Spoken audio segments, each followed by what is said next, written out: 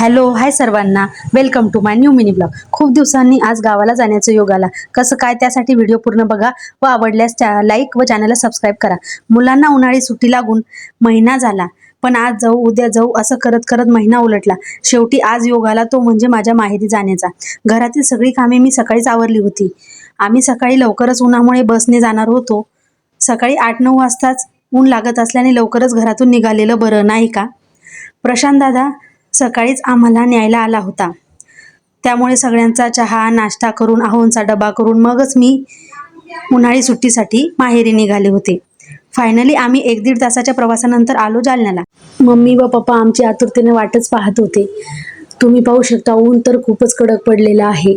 माहेरी आल्यानंतर आत्याच्या हातचा हा डोसा, मोठ्या आईने केलेला हा पास्ता आणि मम्मीचा तर काय आमरस करणं चालू होता।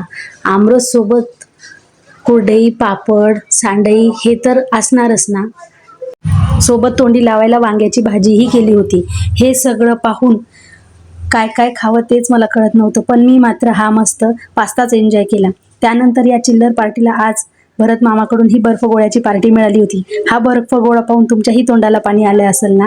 तोपर्यंत बाय, आपण भेटूया पुढच्या ब्लॉगमध्ये।